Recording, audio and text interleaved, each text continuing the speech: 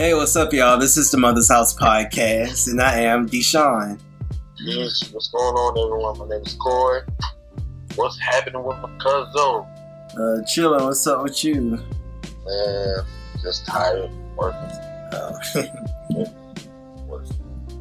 But it's been a minute since we did the podcast, so we're going to keep right into it. So, everybody talking about Meghan Markle, right? Right. Yeah. How you feel about the wedding? Like, it's all over the place. It's all over social media. It's all over the place.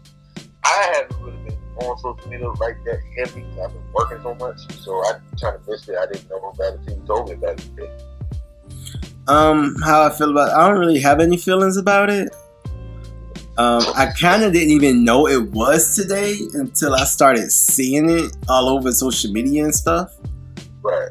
And then when I went to the gym earlier today, I saw all the news stations talking about it, and I was like, oh, that's today. But, yeah, that's how I feel. There are no feelings.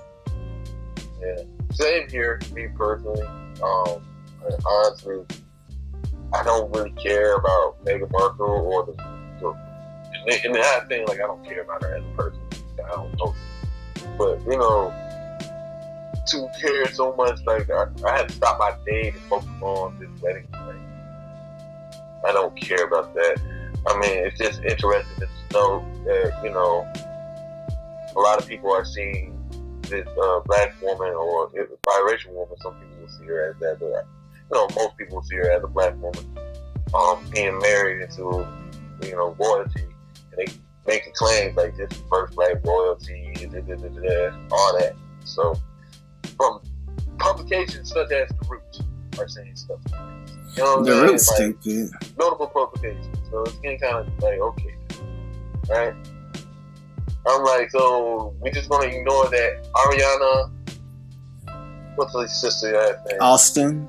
Yeah, Ariana Austin had gotten married last year to a prince of Ethiopia, Prince Yo, who is the grandson of Haile Selassie, who's very well known as an Ethiopian king.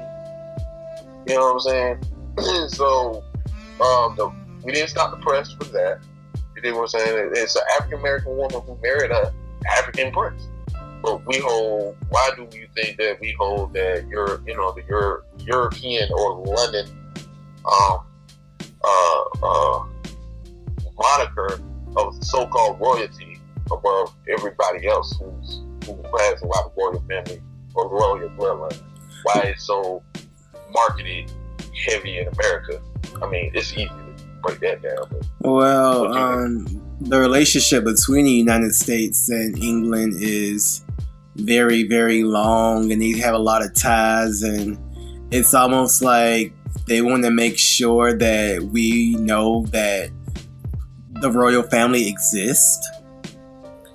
So it's like, I almost feel like they purposely talk about everything they do.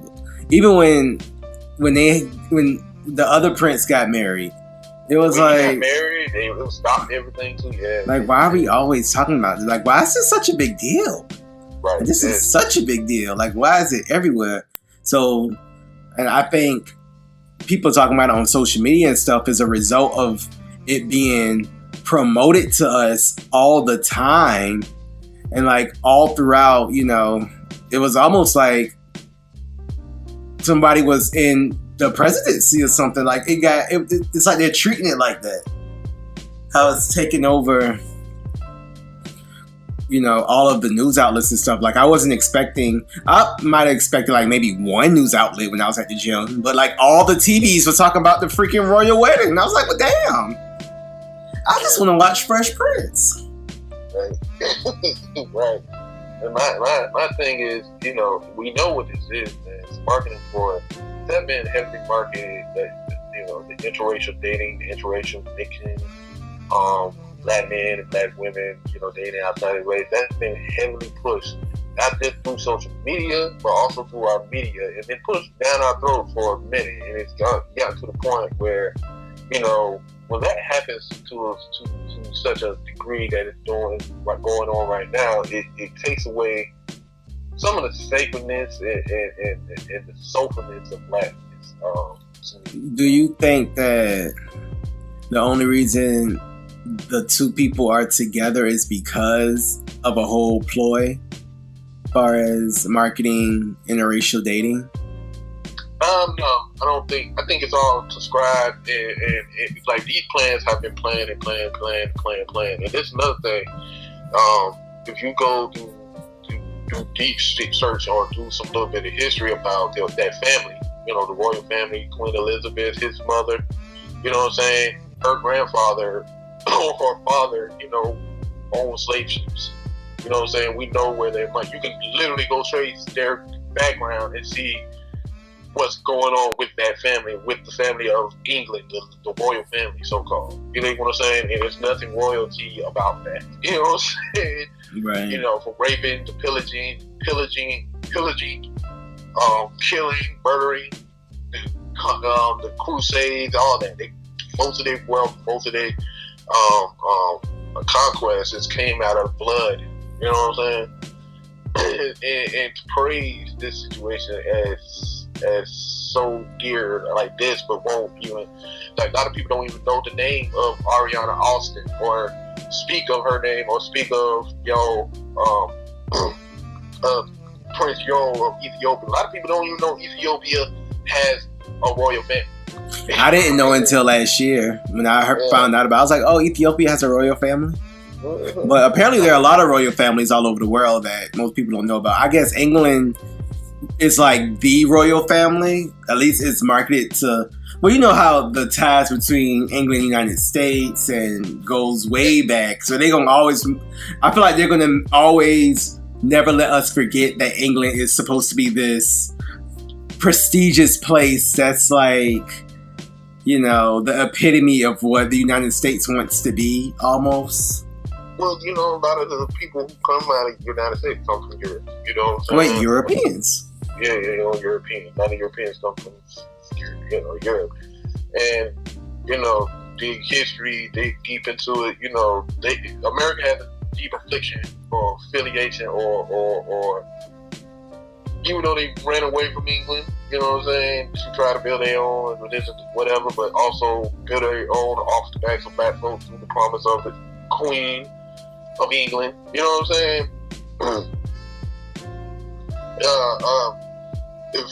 If we look at it from what it is, they still have a deep. They like a bastard child still searching for love from England. You know what I'm saying? That's what America is, or at least the European American, and the media, even the media outlets, kind of placate to that. I think I wouldn't be surprised that the Queen of England, or even if certain parts of England or Europe or London, had some play into the media over here. You know what I'm saying? And then you got to also put in context that over here in America, we get showcased different.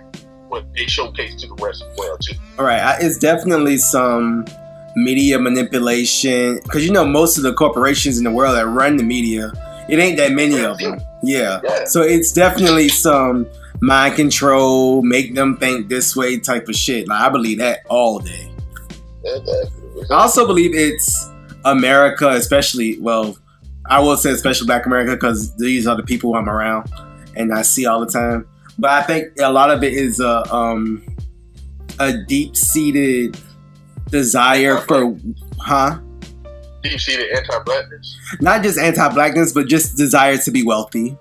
So, and I feel like England kind of represents, the Queen of England represents like the epitome of what someone may think is, a queen or a princess, some royalty and all that stuff. And I've always already seen little memes that says squad goals with them kind of walking around and stuff. And, I think people are just kind of, because everyone's attracted to money. And I think we're so attracted to it that we don't even realize what we're attracted to is actually us being attracted to money.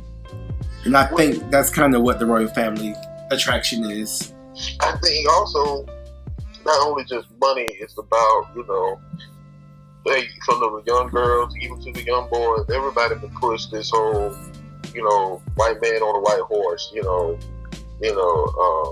Prince Charming. You know what I'm saying? Black girls been taught that since they birth through Disney movies.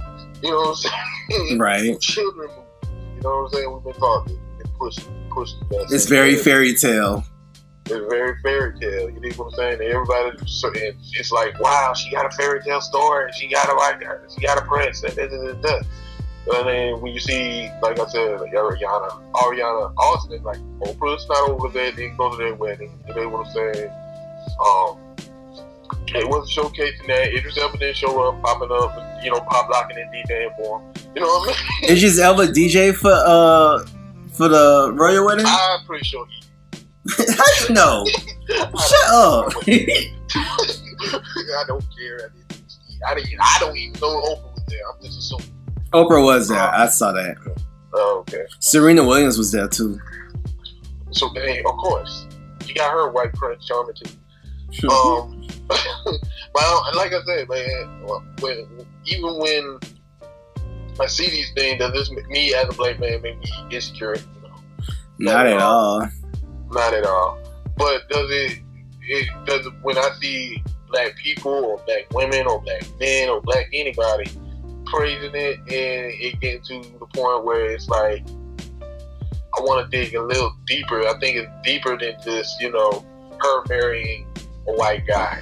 You think what I'm saying? I think it's deeper than her marrying into royalty. I think what you said something a little interesting earlier, because about how the attraction of money. Yeah, I think it's much more that.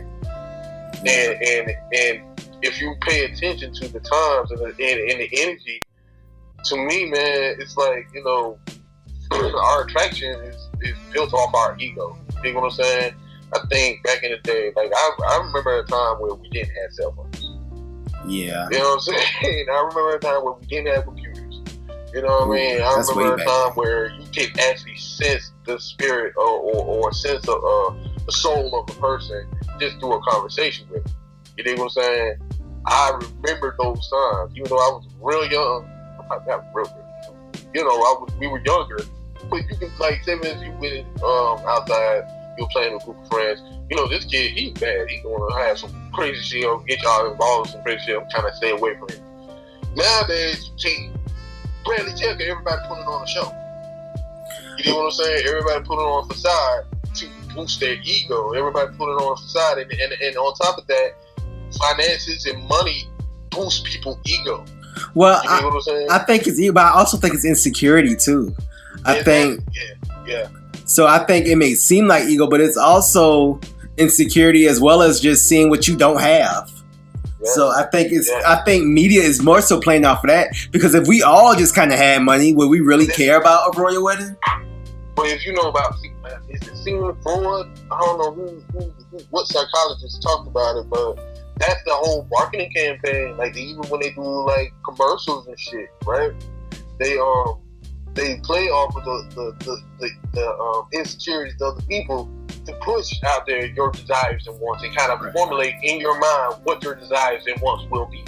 Right, and think about it. It's almost like a soap opera of some sort. Like it's very fairy tale, like the whole royal wedding. The Prince Charming and. This girl who came from America, even though she might not have been as poor, well, her parents might have been poor, compared to them, she's poor, Right. And, she's quote unquote black, biracial, however you want to put it. So I think black people, how we connect really, extremely closely to people who are black, especially in the media. That's the thing. But that's the thing. Why is it that this is connecting, but not Ariana Austin's story connected like the same way? Well, maybe Ariana Austin's story didn't get the same publicity. It doesn't. That's what I'm saying. And that's because the people who control publicity didn't care about Ariana Austin and her Ethiopian prince. Prince Yo. But everybody cared for whatever reason. The royal family is like,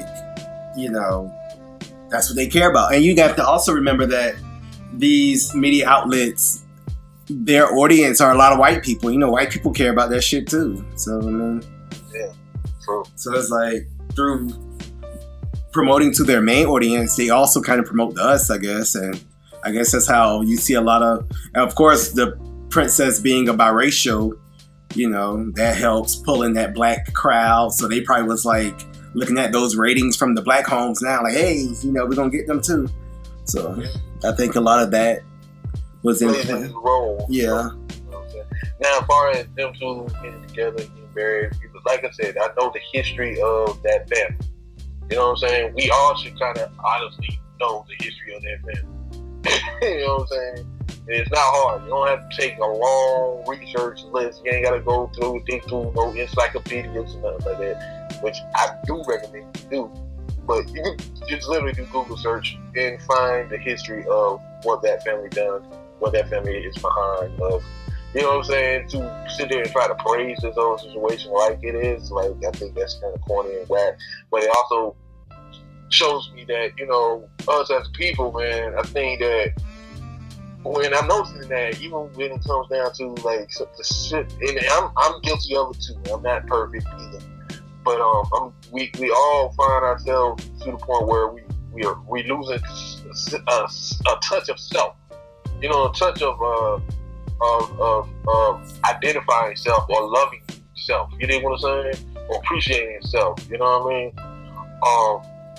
And it's due to a lot of the traumas and insecurities. There's a lot of different issues that goes on and plays within the black community that stimulates into our social media interaction with each other. You know what I'm saying? Right. Yeah. I think people are definitely losing themselves in social media. You know what I mean? Like, social media gives you the opportunity to be somebody else or to display your best versus, being completely honest. I guess people who are completely honest with social media also benefit, but everything's just kind of exaggerated.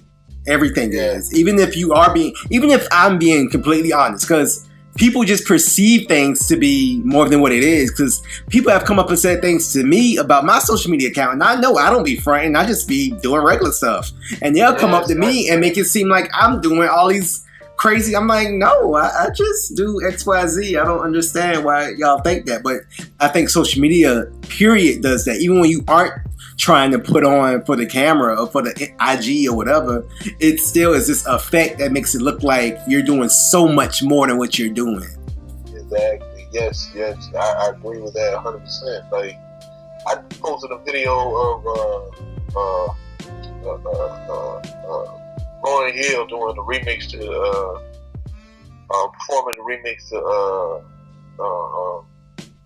Nice for What. You know what I'm saying? Of Drake's song, Nice for What. And, how the guy, and I just reposted it. That's all I did. I didn't even put repost on it. But somebody went in my mention and like, hey, I didn't know you was there. Right. I'm like, I wasn't there. That's funny. I was not there, literally. But that's how social media proceeds. Like, anybody, you can take some information or something somebody else literally use that and make it seem like you was there. Right. You can easily do that. You know what I'm saying? That's you can funny. Bow Wow challenge the hell out of anything on social media. Right. And like I said, I think, we becoming more, it seems like our spirits, our soul, because we don't have a natural conversation with each other, because we're so digitized these days, it seems like everybody becoming more artificial. You know what I'm saying? Even when you look at the comments or the praises of in a situation with Meghan Markle or anything else that you see on social media or any news, any headlines, you know what I'm saying? I think we get to the point where we're not tapping into ourselves, authentically. And I think it also has something to play with the whole do you think that that spirituality, because we're becoming less spiritual people, we're becoming more artificial, you think that has a play onto our relationships between black men and black women? But do you think we're becoming less spiritual or more spiritual? Because some people will say we're waking up spiritually and we're starting to do different things. Some people will say that, but some people will say we're becoming more, leaving the religions and we're becoming more spiritual. But then at the same point, when you leave religion and you go into your spirituality, you kind of floating in the air trying to understand what spirituality So we're really losing is. structure. Yeah, I think we don't really have structure, and even if you look at our relationships, like we use sex, and this is me. My way of framework is I think we don't sacralize sex. We just kind of just bastardize sex to a perverted way through media, through social media, through every aspect of media. Even when we have a conversation against black men and black women. You know what I'm saying? When we have those conversations, or you know what I'm saying, it's always coming from it always stems down back to the sexual or perverted nature of what was going on within that person's life or within that person's surroundings or what they saw. You know what I'm saying? It got to the point where the past discretions of a lot of males back in the day has gotten to the point where it's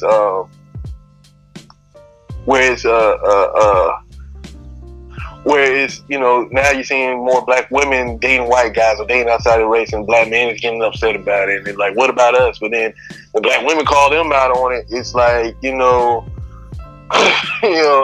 you was dating, you know, Becky for years, and you know what I'm saying, but social media exaggerates it to the point where you think that's all it is out here, but that's not what it really is. Yeah, you know what I mean? Especially with the whole interracial dating thing. If you look at social media, you would think everybody out here is dating outside their race, when really the majority of most races date within their race, including black people. Exactly.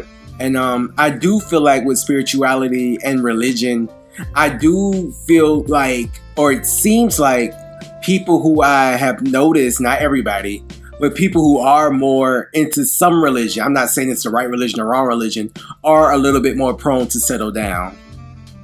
And not just about being prone to settling down, it's being more connected to the soulful nature. Like, when you think about your soul, or think about the soulful, like the soul of black folks, like that whole framework or phrase, you know what I'm saying?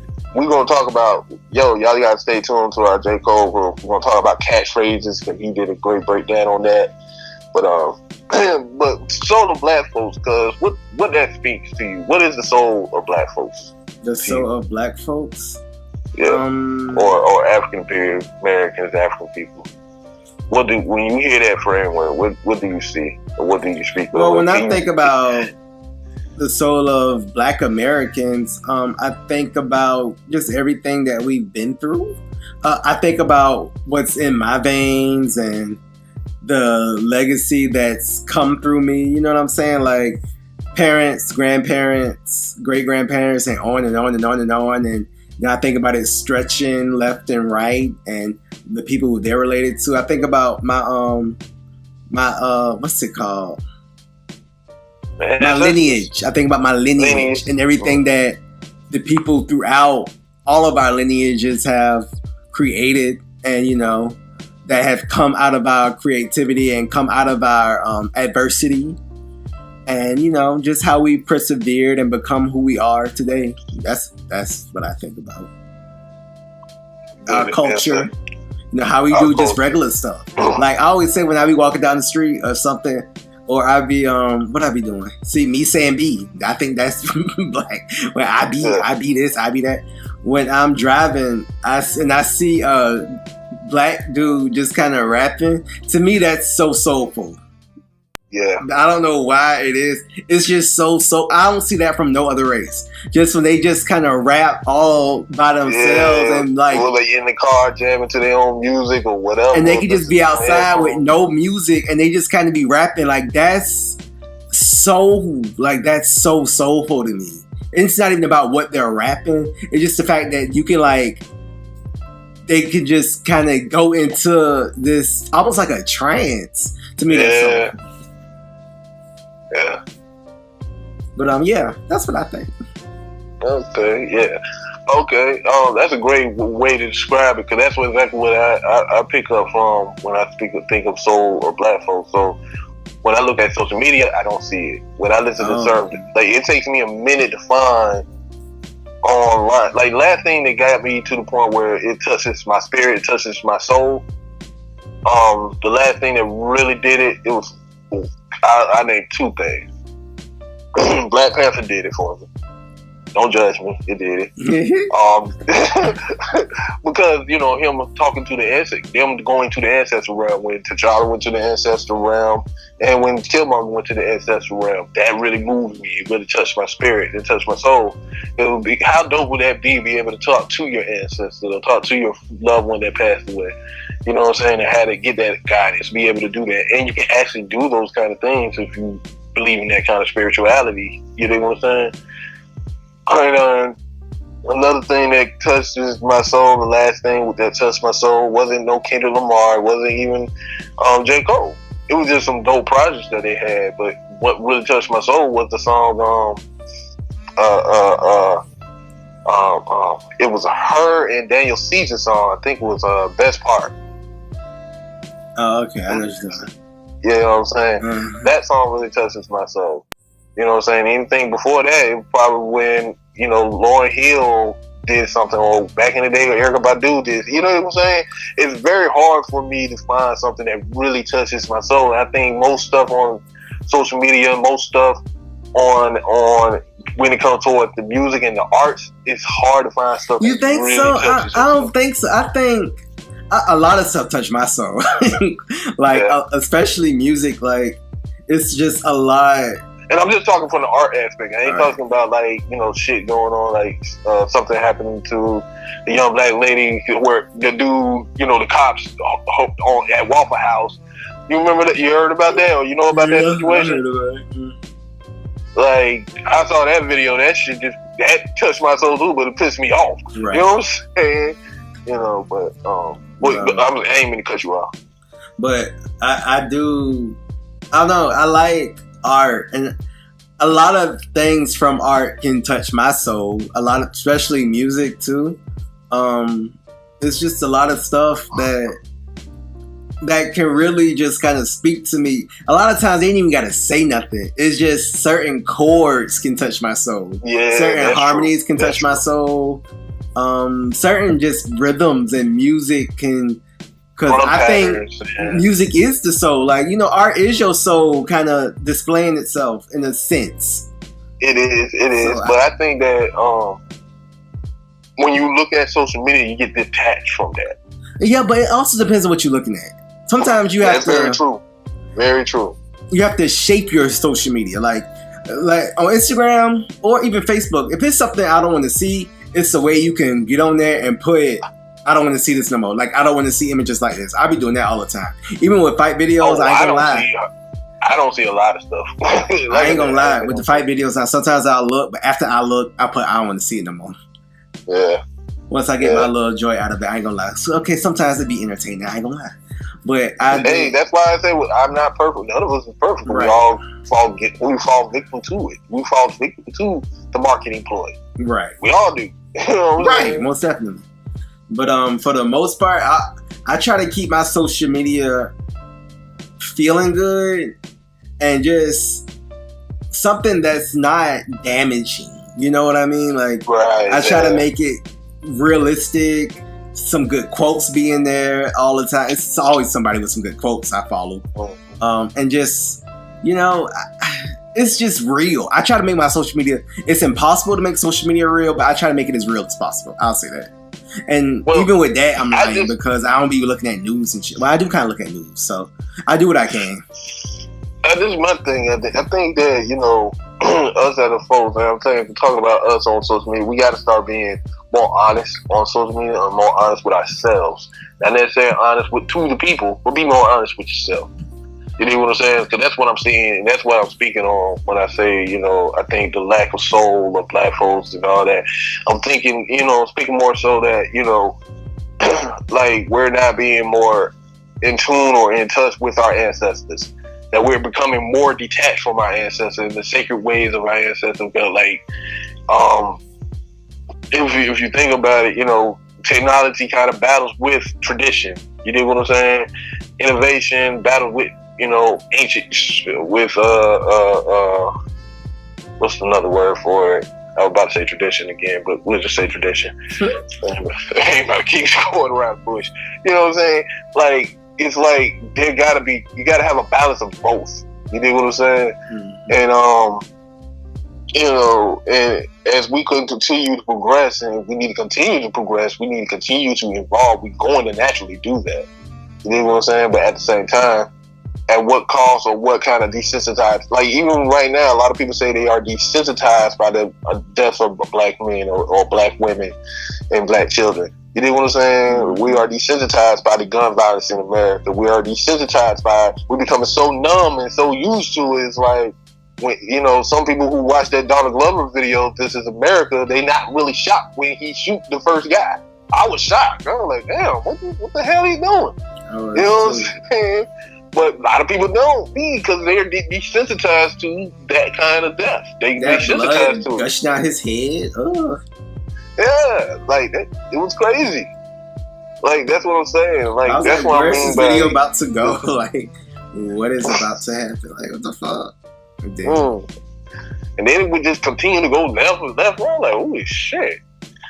And a lot of people, some people say they can't even watch that video because it's so traumatizing to them. You know what I'm saying? But like I said, you know, I think it's still within us, but it's like media and social media is trying to get us to the point where we are desensitized and try to get us, and not just black folks, but people as a whole, become more. They're definitely targeting everybody.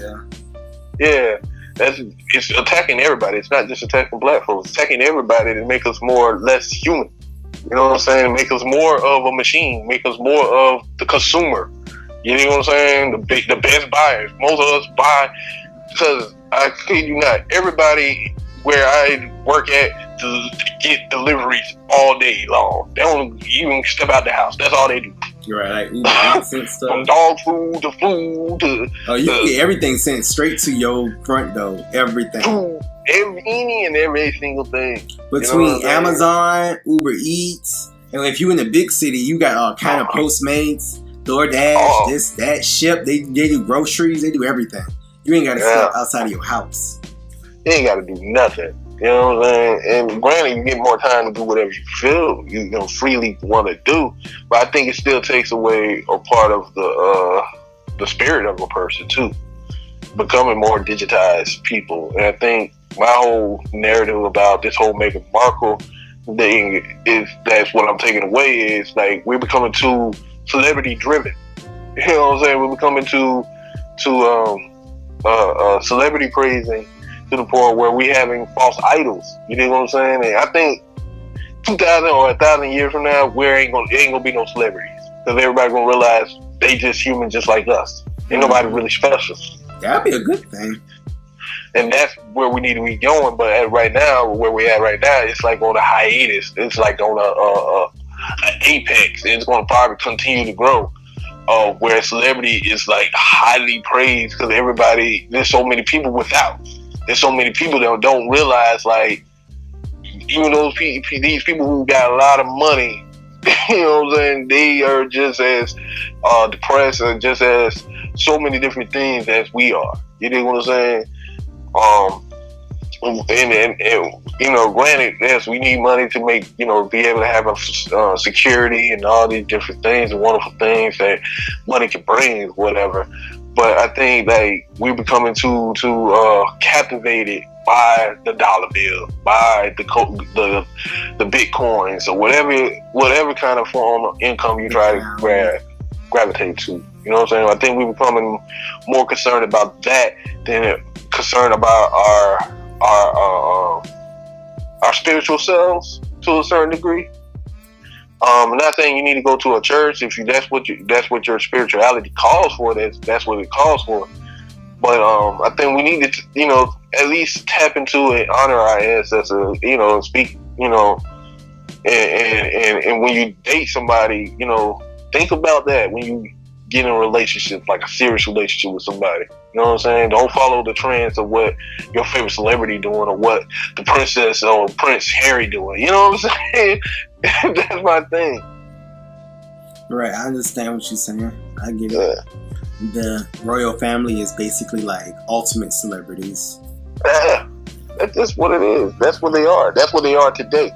And if you do the history, like I said, you do the history, they wouldn't be no celebrity. They'd be like, What the heck with these white folks? Because, like you said earlier, they don't really have any power like that. You were saying. Yeah, I don't think they held really any power other than they formulate. They got a lot of money.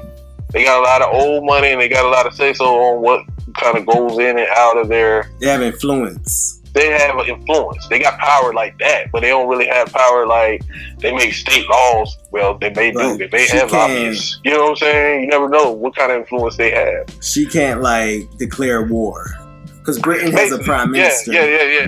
Queen of England wouldn't necessarily declare war, but she does have an army behind her that she could send out to do war.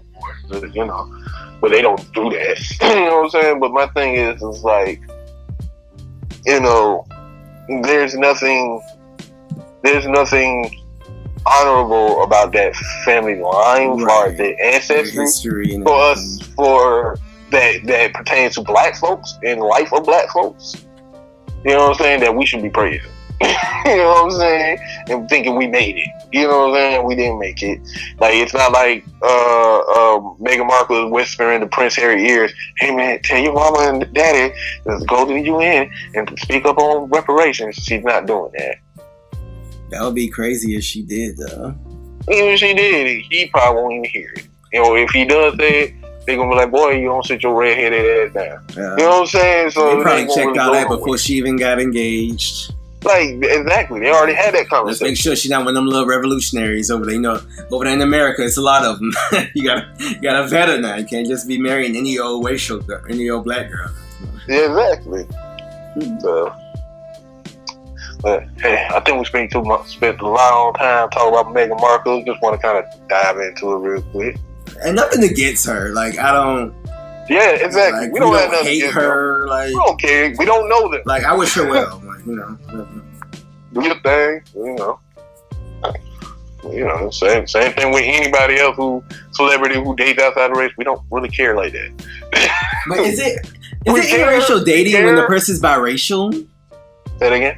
Is it interracial dating when the person's biracial? I don't know. Like, what are the rules for this stuff? I don't know. We might need to ask somebody that's interracial. That's an interracial child. I'll ask one of my nieces. Yeah, I don't know. I never heard it.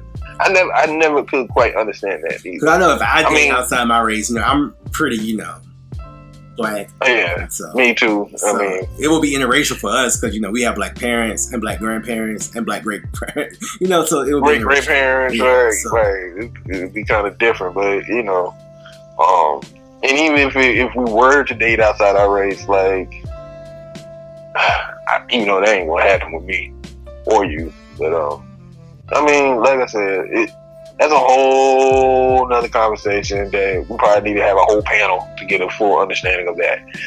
You know what I'm saying? People who know more, who delve more into those kind of things than me and you do. Right. You know. But yeah, man, let us know how y'all feel about this whole Meghan Markle thing. Just, you know, let's build a conversation in the comment section. You know, be respectful to each other, and love yourself, love your people, and stop crapping on black women, stop crapping on black men. That's all I gotta say. Peace. I will not raise my daughter differently than my mother raised me. The rearing I got from my mother, words cannot express. I could live in any time, I could live in any country, I could live on any planet, and I would be fine. What was the key? What did your mother know? What truth was coming through your mother that's going to come through you to your daughter? My mother gave us aphorisms to learn as children. And the one that there are two that stand out foremost in my mind. One is the inner reality creates the outer form. I learned this when I was in grade school. I was very young. And the other is the universe bears no ill to me. I bear no ill to it.